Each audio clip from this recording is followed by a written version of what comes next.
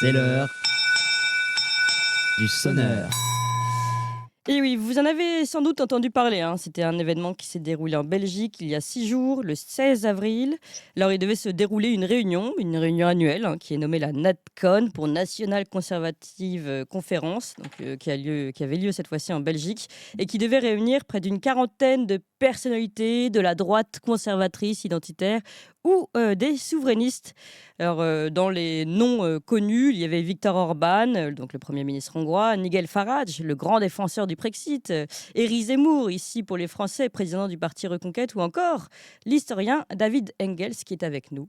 Et pour finir, l'écrivain ou penseur N.S. Lyons, traduit par notre chroniqueur qui est également avec nous, Renaud Beauchard. Mais le bourgmestre, l'équivalent à peu près belge du maire de la ville de Saint-Josse-ten-Noode, qui devait donc accueillir cette conférence, eh bien, a pris un arrêté de police pour annuler cette conférence en invoquant un risque de désordre public.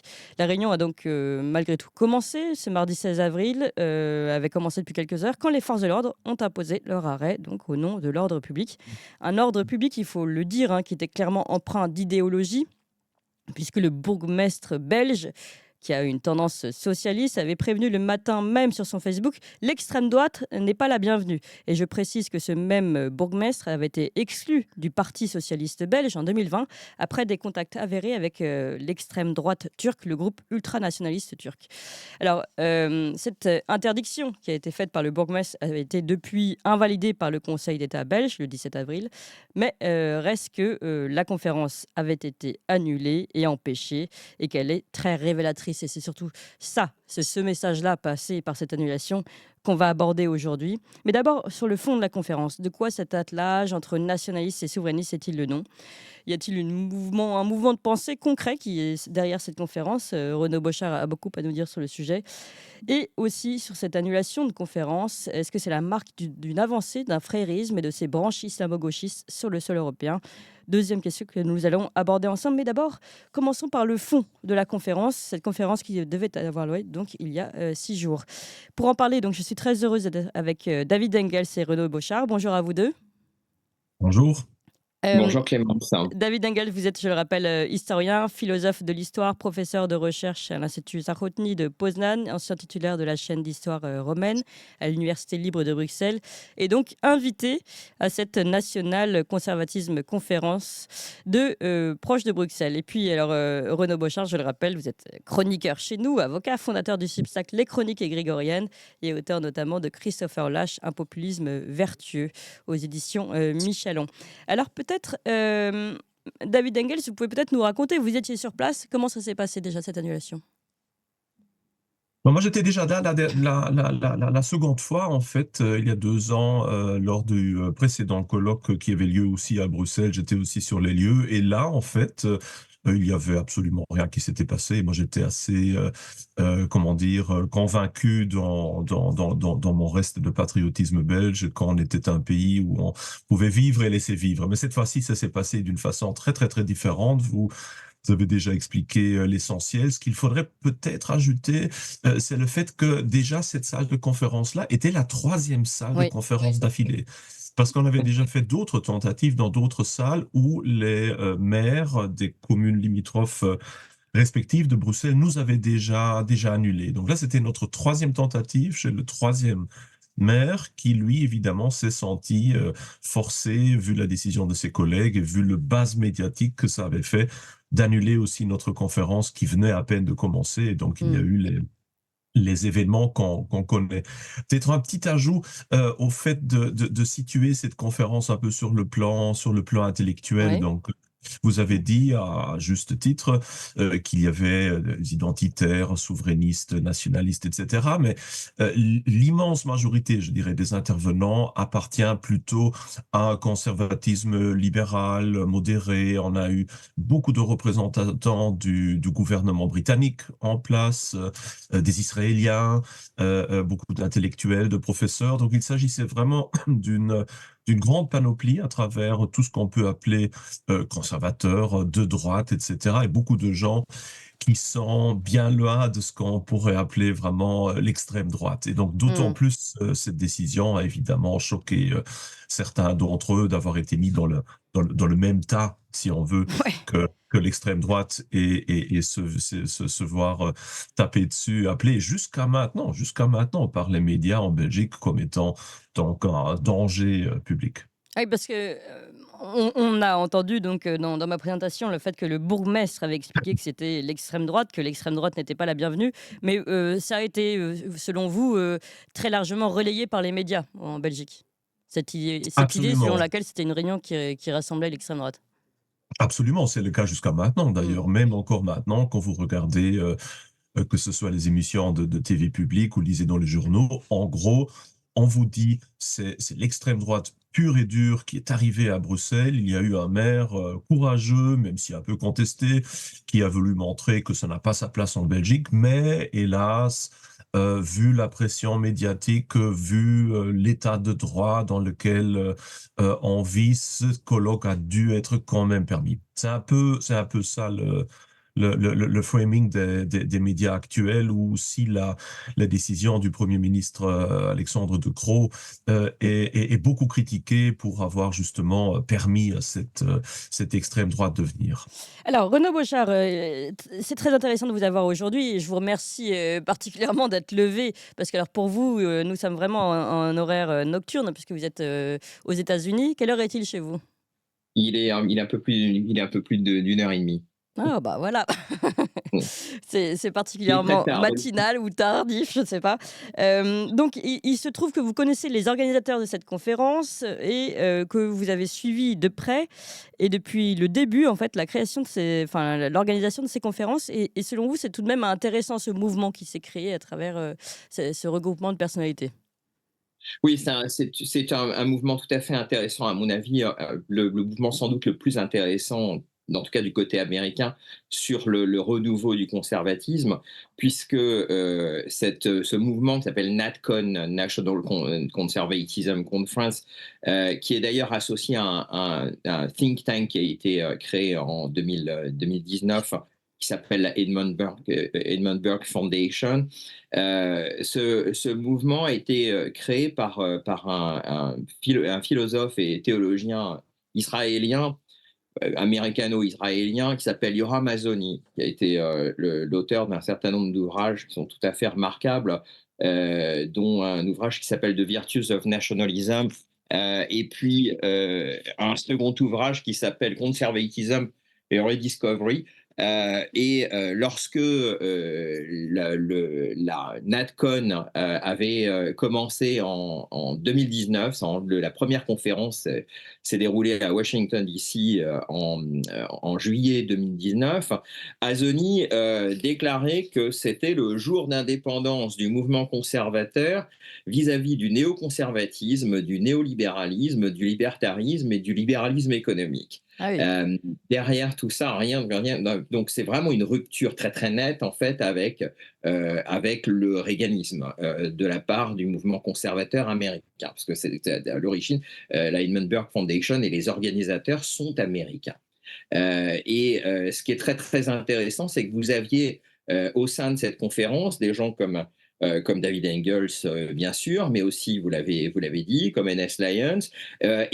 D'ailleurs, à ce titre, une des choses les plus intéressantes, c'est que un des plus grands dangers qui ont été évoqués par les différents édiles qui ont voulu interdire la La conférence, manifestation, oui. la conférence, violant non seulement d'ailleurs la liberté d'expression, mais aussi la liberté de réunion et la liberté d'association, Oui.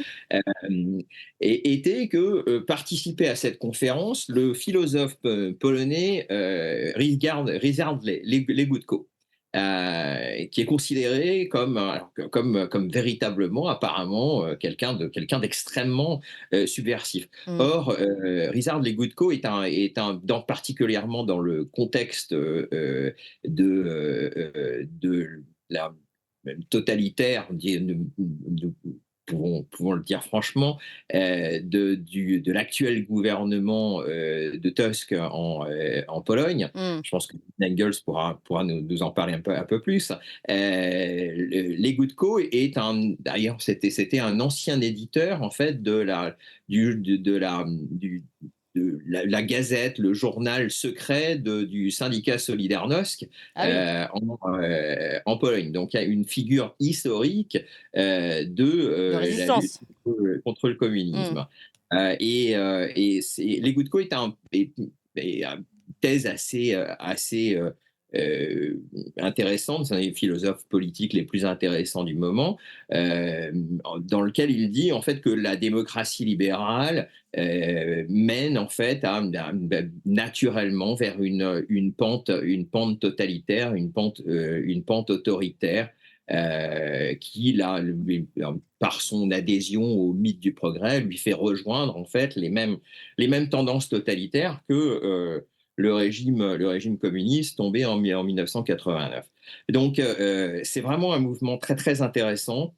NatCon, la première conférence avait été aux États-Unis tout à fait étonnante, parce qu'on avait eu des gens comme parmi les participants, vous aviez eu Tucker Carlson à l'époque qui Ah avait oui? dit que le plus grand danger, oui, oui, le plus grand danger pour la vie quotidienne en fait des Américains venait en fait de la fusion entre l'État et les grandes entreprises transnationales qui imposaient en fait la philosophie, l'idéologie des élites globalisées. Vous aviez Peter Thiel dans la première conférence qui plaidait carrément pour que les grandes universités américaines soient dépouillées en fait de leur statut d'entité à but non lucratif. Vous aviez des choses tout à fait intéressantes et tout à fait novatrices qui étaient évoquées et qui ont été portées par ce mouvement. Et c'est un mouvement. Enfin, ce qui est très intéressant en même temps, c'est que lorsque la, le mouvement NatCon, lorsque la Edmund Burke Foundation a été lancée, elle a été très critiquée par les think tanks conservateurs en place aux États-Unis, notamment par la Heritage Foundation ou par le think tank libertarien Cato. Mmh. Euh, comme une espèce de violation en fait des grands tabous de la droite paléoconservatrice, de la paléolibérale américaine. Et dernière chose sur Yoram Mazony, ce qui a fait connaître en fait Yoram Mazony d'un certain nombre de personnes qui ont décidé en fait de lancer ce mouvement et ce think tank, la Edmund Burke Foundation, c'était la publication en 2018 dans le Wall Street Journal d'un article qui s'appelait The Dark Side of the Enlightenment, qui était précisément en fait une espèce d'apologie en fait de l'autre grande tradition euh, américaine et européenne à l'origine de la modernité, qui était le républicanisme civique contre la modernité libérale. Ouais. Donc vraiment quelque chose de tout à fait novateur. Alors, donc oui, c'est particulièrement intéressant, comme vous le dites, une conférence qui, alors on va reparler de celle-ci, mais qui en tout Oui. cas à l'origine avait des fondements de réflexion antilibérale ou néolibérale, comme on pourrait le dire aujourd'hui, puisque enfin, on va aller dans les nuances ensuite. Donc particulièrement intéressant. Et finalement, quelle est la portée de ce mouvement on va dire antilibéral aujourd'hui? Est-ce qu'il est entendu? Est-ce que ça germe? Est-ce que ça a évolué? Je voudrais, David Yangas, je ne sais pas si vous vouliez réagir justement à cette présentation de Renaud Bochard. Oui, très volontiers. Donc, pour moi, ça a toujours été un plaisir d'être là, de pouvoir parler, de discuter avec les collègues. Maintenant, je dirais que cette limitation idéologique a beaucoup évolué, surtout depuis que les colloques National Conservatism sont organisés aussi en Europe, où là, vraiment, l'un des buts des organisateurs semble être de mettre autour d'une table vraiment toute une série d'orientations très différentes du conservatisme en Europe, parce que, en effet, jusqu'à maintenant, notre plus grand problème en Europe, c'est que en tant que conservateur, on est très souvent focalisé sur notre propre État-nation, voire notre propre région que nous coopérant beaucoup trop peu ensemble. Donc là, c'est certainement l'un des avantages principaux de ce colloque, de nous faire connaître les uns aux autres, beaucoup plus que d'agir par rapport au public. Je dirais néanmoins que en Europe, depuis que le colloque a tenté, ou cette organisation a tenté de s'allier à d'autres conservateurs européens, que le focus idéologique, c'est quand même assez élargi. Donc, en tout cas, aux deux reprises où moi j'ai été là, j'ai vu quand même pas mal d'anciens responsables aussi de gouvernement, par exemple de Thatcher, ou des libéraux, des libertariens qui expriment aussi leur vision là-bas. Donc c'est, je dirais, loin d'être vraiment antilibéral dans ce sens-là. Hmm. Probablement que ça a beaucoup évolué de ce point de vue-là, et Oui. donc il faut évidemment voir ce qui peut en sortir. Évidemment, il y a eu beaucoup de critiques dans le sens que le National Conservatism essayait d'imposer un point de vue républicain, quand même libéral, ou en tout cas certaines formes de pensée proprement d'anglo-saxons sur un environnement européen continental dont il ne comprend peut-être pas toujours les spécificités. Le reproche est probablement faux, ce n'est certainement pas volontaire, mais c'est sûr que le conservatisme anglo-saxon a des bases très très très différentes, évidemment, du continental, et que le colloque montre aussi à chaque fois toute toute l'étendue des opinions. Mais c'est d'autant plus choquant, même vu cette nature fort large des opinions qui sont présentes, de voir les justifications du rejet de notre colloque. Ce qu'il faudra peut-être encore ajouter, c'est qu'aussi le maire de St. Joss, hein, dans son arrêté, avait notamment fait appel aussi à l'argument que étaient présents lors du colloque beaucoup de conservateurs éthiques, donc pas ethniques, hein, mais éthiques, présentant des opinions à la fois contre le droit à l'avortement, l'euthanasie, l'LGBT, la migration. Donc, disons des positions qui ne sont même pas d'extrême droite, mais qui appartiennent, si on veut, à la droite tout court, qui semble déjà, en tout cas de son point de vue, justifier voilà, le fait d'annuler ce colloque. Et ça montre évidemment jusqu'où on va, c'est-à-dire que tout ce qui ne fait pas partie de la gauche, désormais, est l'extrême droite. Il n'y a plus rien entre les deux.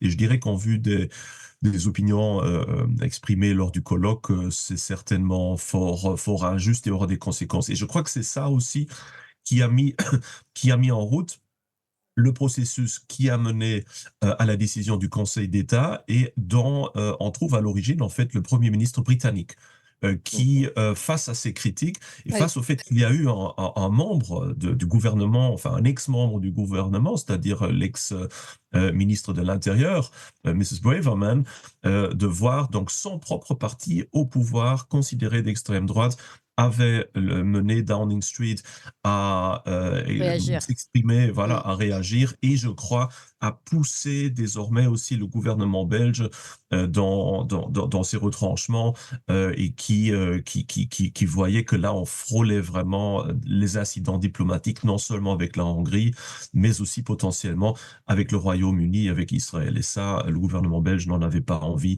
Et je crois que c'est ça qui nous a sauvés. Sinon, si on n'avait pas eu des exposants ou des représentants d'une droite, disons, plus conventionnelle, à mon avis, il n'y aurait pas eu cette pression qui a amené à casser l'arrêté du maire Oui, bourgmestre. d'accord. On va revenir là-dessus, évidemment, sur ce mouvement. Je tiens à faire une précision ici en direct. Je vois beaucoup de commentaires pour dire que le son pour le direct de YouTube est très haché. Il s'agit d'un problème de connexion. Nous, ici, le son est excellent. On capte très bien nos invités. Donc, on tente de régler la diffusion, la connexion de la diffusion YouTube. Ne vous inquiétez inquiétez pas, on a bien compris le message, on est avec vous. N'hésitez pas aussi à nous soutenir dans ces moments de connexion difficiles. C'est pas forcément lié à nous, hein, vous savez, c'est beaucoup lié aussi eh bien, à une connexion plus générale. Donc on fait ce qu'on peut pour régler le problème. En attendant, on continue et surtout, l'émission sera d'excellente qualité avec un son parfait. Quand elle sera reposée derrière, éventuellement, ça peut être une solution si vous avez raté le début de cette émission. Voilà ce que j'avais à vous dire. On continue d'en parler. Alors, je voudrais revenir quand même sur, justement, vous disiez, cette réaction, finalement, puisqu'il y avait des membres du parti du Premier ministre anglais, eh bien, il a bien fallu qu'on réagisse un petit peu de manière un peu musclée, en tout cas plus musclée que si c'était que des personnalités de droite considérées comme réactionnaires, etc. Je voudrais quand même qu'on aille sur ce bourgmestre et son profil, hein. Il se trouve que tout de même, il a été décrit comme proche des loups gris, donc de ce parti ultranationaliste turc. Est-ce que vous pouvez revenir dessus, David Engels? Oui, volontiers. Déjà tantôt, vous avez dit l'essentiel en parlant d'islamo-gauchisme. Et en fait, là, vous avez vraiment l'incarnation type de l'islamo-gauchisme, c'est-à-dire de quelqu'un qui à la fois sort du Parti socialiste, qui au niveau de ses opinions est évidemment ancré dans cette attitude de redistribution un peu égalitaire, gauchiste, pro-migratoire, et qui, d'un autre côté, entretient d'excellents contacts avec le nationalisme turc, avec des milieux fondamentalistes, etc. Et qui, d'ailleurs, aussi dans sa commune, et là je ne fais que référer ce qu'on peut lire partout dans les journaux belges, qui a été responsable de toute une série d'irrégularités lors des élections. Donc on sait qu'il a essayé de faire peur à certains électeurs, qu'il y avait des irrégularités. Jusqu'à maintenant, c'est quelqu'un d'assez craint, d'assez contesté, qui notamment a aussi nié le génocide arménien, par exemple. C'est aussi un député, d'ailleurs, au Parlement. Donc vraiment quelqu'un qui joue sur les deux idéologies à la fois, l'islamisme avec le nationalisme turc d'un côté et puis le socialisme d'un autre. Et donc c'est évidemment particulièrement, comment dire, ironique de se dire que quelqu'un qui entretient ses liens avec l'extrême droite turque Ouais, ouais. va bannir un colloque en l'appelant d'extrême droite, en disant que les valeurs des conservateurs éthiques n'avaient pas n'avaient pas leur place dans sa commune. Donc ça montre évidemment vers où on va. Il faut dire d'un autre côté, pour être juste aussi, et pour montrer toute la panoplie et tout le chaos aussi, que le propriétaire des lieux où on a pu faire notre colloque est un belgo-tunisien qui a vraiment été fidèle jusqu'à la fin, Ouais, ouais. qui a refusé aussi de son côté d'annuler le bail. Et ce qu'il faut dire, c'est que ce pauvre monsieur-là, maintenant, bon, nous, on a, comme je l'ai souvent dit, nous, le colloque, maintenant, on est parti, on peut fêter la victoire de la liberté de parole, etc., même si moi, je suis assez loin de la fêter, mais pour lui, évidemment, l'horreur va commencer maintenant. Il aura maintenant les antifas qui vont le critiquer. Son numéro de téléphone, le numéro de téléphone de ses enfants, de sa famille, ont été diffusés largement sur le web où il subit des menaces. Le bourgmestre ne va certainement pas maintenant voir son lieu de conférence d'un bon œil. Donc ça montre toute la panoplie qu'on peut aussi avoir dans les groupes migratoires en Belgique, notamment. Oui. D'un côté, vous avez ces élites islamo-gauchistes, de l'autre côté, vous avez des gens qui sont parfaitement honnêtes et fidèles et qui nous ont supportés. Donc ça montre toute l'ampleur du problème. L'ambiguïté, les nuances qu'il faut prendre évidemment pour traiter de ce genre de sujet. Renaud Bochard, au sujet de l'annulation, si vous aussi vous avez des choses à dire par rapport à notamment au profil des personnes qui ont mis la pression, notamment de ce bourgmestre. Je voulais simplement sur l'annulation rappeler deux ou trois choses. David Engels a parlé un petit peu de l'arrêté d'interdiction du maire de la commune de Saint-Josse, pardon, Saint-Josse-ten-Noode, Ouais. qui mentionne effectivement un certain nombre de choses qui sont complètement incroyables, notamment le fait que il y avait une tonalité eurosceptique la conférence comme une justification en fait pour l'utilisation du pouvoir de police de l'édile pour interdire la manifestation, mais aussi qu'une partie des intervenants étaient traditionnalistes. Enfin bon, des choses tout à fait surprenantes et encore une fois qui révèlent que nous nous retrouvons dans une sorte d'inversion le fait d'ailleurs que 3 édiles successifs aient pu en fait faire des manœuvres pour interdire une conférence de gens qui viennent en costume cravate sans sans aucune menace pour la sécurité publique est tout à fait intéressant et exprime le fait que nous vivons dans une sorte de nouvelle en fait source de légitimité qui ne dit pas son nom et nous vivons dans un nouveau normal, Ouais. et c'est tout à fait étonnant. Alors une chose tout à fait intéressante. Et la police a fait une erreur lorsqu'elle s'est introduite dans le troisième lieu en fait d'organisation de la conférence, hein, qui était une boîte de nuit, nightclub, et elle l'a fait pendant le speech de Nigel Farage, qui Ah est oui. une personnalité extrêmement médiatique, était une des personnalités parmi les plus médiatiques de la conférence, et en plus une personnalité politique de première envergure au Royaume-Uni.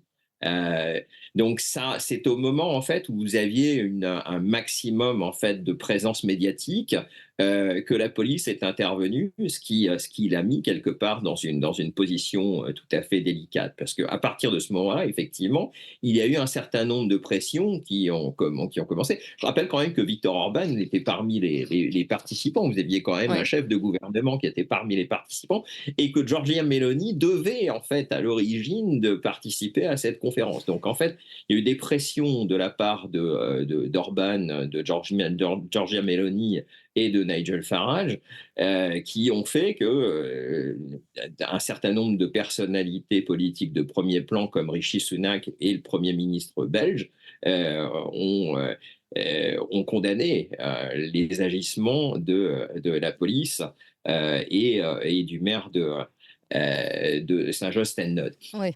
Donc c'est vraiment quelque part une succession de maladresses qui est tout à fait intéressant en même temps de la part de l'ardeur en fait le fait que quand même que 3 édiles successifs et que 2 groupes dont le groupe Accord d'ailleurs, parce que le deuxième lieu pour l'organisation après l'annulation de la première salle, c'était un Sofitel. Hmm. Et puis, en fait, céder à des pressions comme ça pour interdire une conférence comme la NatCon, qui est en même temps une marque établie, des conférences qui attirent un grand nombre de personnalités très reconnues, est tout à fait étonnant. Donc, oui, sur l'organisation, Alors, ça a été tout à fait exorbitant. deux choses pour terminer sur cette conférence et surtout le mouvement, enfin comment dire, le message passé.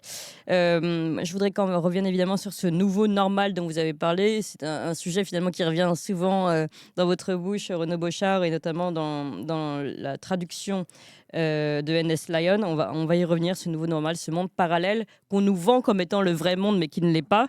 Donc ça, je voudrais qu'on revienne dessus. Mais avant... c'est quand même intéressant cette réunion. Justement, vous avez parlé de Farage. Donc là, c'est quand même l'un des grands acteurs du Brexit. Et puis, vous l'avez dit, avec une Mélanie, avec un Zemmour qui paraissent d'abord beaucoup plus libéraux, justement pour le coup, et beaucoup plus, jouant beaucoup plus la carte européenne, on va dire de Bruxelles, que les autres. Donc, on a du mal à voir finalement s'il y a vraiment encore aujourd'hui une cohérence dans cette conférence. En tout cas, est-ce que ça représente un mouvement ou est-ce qu'il y a plusieurs courants de pensée? David Engels, vous-même, qui êtes plutôt européiste, est-ce que vous avez perçu aussi ces différents courants de pensée? Oui, il y a différents courants de pensée. Là-bas, ça c'est très clair. Ben, peut-être petite correction, européiste, je ne dirais pas. Je me qualifie toujours d'expérialiste, c'est-à-dire comme patriote européen qui suis très sceptique par rapport à l'Union européenne telle qu'elle existe réellement, mais qui ne croit pas dans le fait que maintenant le retour à une trentaine de petits États-nations va résoudre quoi que ce soit. Donc, juste pour un peu Hmm. me situer là-dedans.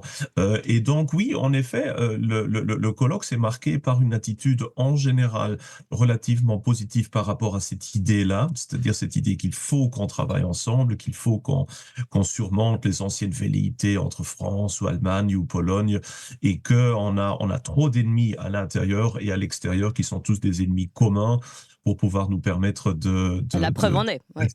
voilà, de rester dans notre Mais c'est propre même plus pain. que ça, pardon, je vous coupe pour qu'on puisse avancer tout de suite, parce que finalement le temps tourne. Oui, les ennemis, enfin comment dire, les oppositions qu'il peut y avoir entre les différents pays, mais aussi les oppositions qu'on peut appeler aujourd'hui entre les identitaires et les souverainistes, par exemple. Oui, exactement, exactement. Et là, vous avez quand même un bel éventail entre une attitude, disons, plutôt pro-européenne et pro-souverainiste, une attitude qui était plus pro-chrétienne et pro, disons, libérale, et évidemment aussi, ou libertaire, et évidemment aussi entre libéralisme d'un côté et une attitude plutôt socialiste. Donc, un bel éventail, si on veut, mais où on voit mal, il faut le dire, à la fin, un commun accord. On a très bien compris contre quoi on était, Oui. et d'ailleurs la Ennemi définition commun, que mais pas encore de socle commun. voilà, c'est ce que le maire d'ailleurs avait mis en avant, ce n'était pas faux, c'est-à-dire une attitude éthiquement conservatrice, c'est-à-dire Hmm. avec un certain scepticisme de l'Union européenne et des marques de l'idéologie woke, donc ça c'est relativement clair. Et évidemment, je crois que tout le monde est d'accord aussi sur les vertus de l'État-nation, sur l'importance que la subsidiarité doit plus respecter l'État-nation, mais par rapport maintenant aux démarches concrètes, là on est quand même très très très loin d'avoir quoi que ce soit comme accord, ça c'est sûr. D'accord, bah, c'était justement une des questions qu'on avait. Est-ce que ce serait un mouvement porteur d'une éventuelle union? Pour le moment, on n'y est pas encore. René Bochard, dernière question. Sur ce nouveau normal, je voudrais que vous reveniez un petit peu dessus. Ce monde parallèle qui est présenté comme le monde réel, en fait, qui est un monde, on va dire, imaginaire ou factice. Ce nouveau normal, il est tout à fait, mais je peux l'exprimer à partir de rien que par exemple d'une anecdote récente. L'auteur d'un des Substacks les plus intéressants, Nicolo Soldo, qui est un Croate, il s'appelle et son Substack s'appelle Fisted by Foucault, c'est vraiment notamment sur les relations internationales, est un des Substacks les plus intéressants à lire en ce moment. S'est vu interdire l'entrée sur le territoire croate. Il est croate en rentrant de Bosnie-Herzégovine, où à la frontière, on lui a en fait confisqué sa pièce d'identité au motif qu'il y avait un flag sur sa carte d'identité d'Interpol et de la police croate. Hmm. Et en fait, c'est aperçu que le flag consistait en une contravention non payée. Donc en fait, on voit un développement de contraventions pour excès de vitesse. On voit un développement de choses complètement incroyables qui sont en train de se passer, qui affectent en fait la vie quotidienne.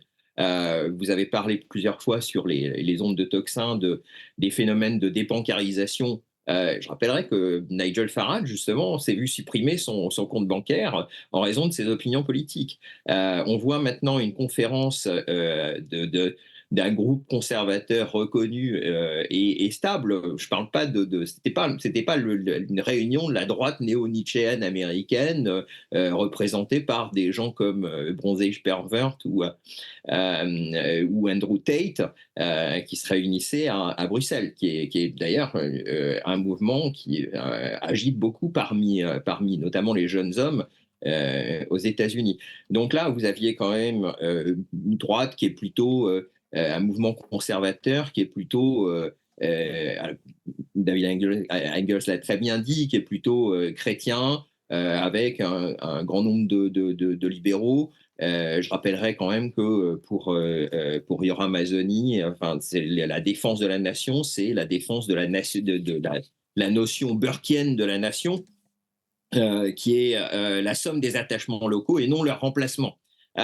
Donc c'est un mouvement de pensée qui est tout à fait respectable, qui est tout à fait ancré dans l'histoire.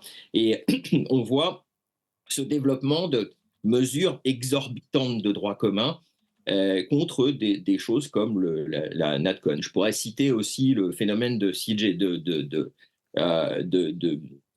du scénariste et romancier comique américain C.J. Hopkins en Allemagne, qui est poursuivi pour apologie du nazisme, pour avoir comparé l'État covidien allemand au régime nazi, Oui. et avoir fait figurer une svastika sur une croix gammée sur la couverture de son livre. Il a été poursuivi pour apologie du nazisme. C'est complètement incroyable. Donc en fait, on voit l'apparence d'une nouvelle forme chez les élites d'extrême centre, pour les schématiser, d'une sorte de nouvelle source de légitimité qui fait prendre des mesures complètement incroyables, qui aurait été d'ailleurs l'interdiction de la conférence NatCon avant le Covid, aurait été complètement incroyable. Je pense que le Covid est vraiment le moment où tout s'est renversé et où nous sommes entrés dans ce nouveau normal. Merci beaucoup à tous les deux, David Nagels, Renaud Beauchard. Je rappelle, David Nagels, que vous étiez l'un des participants de ce National Conservatism conférence qui avait lieu et qui était arrêté d'ailleurs à Bruxelles, historien et philosophe de l'histoire. Merci à vous, Renaud Beauchard. Je rappelle que vous êtes notamment fondateur du Substack Les Chroniques égrégoriennes. Alors oui, nous avons un problème de son pour ceux qui viennent d'arriver et qui sont en direct et qui s'étonnent. C'est un problème qui est lié à la diffusion et non dans notre enregistrement. Donc l'enregistrement sera parfaitement propre pour ceux qui viendront nous réécouter plus tard ou en décalé. Nous allons tenter, nous sommes en train de régler le problème. Je tiens à dire que là, c'est pas vraiment de notre fait. Donc on peut, certains nous disent achetez-vous un micro. Nous avons de très bons micros. Ce n'est pas le problème du micro, ni celui de la connexion de nos invités, mais bien un problème au niveau de la diffusion. Donc on tente de régler cela. D'ailleurs, on hésite même à redémarrer l'émission. On va vous tenir au courant. En tout cas, sachez que ce n'est pas de notre fait et peut-être, je ne sais pas ce qui se passe, donc je ne peux pas vous dire. En tout cas, l'émission continue pour le moment, soit on la redémarre, mais dans tous les cas, elle continue. On va dans quelques instants donner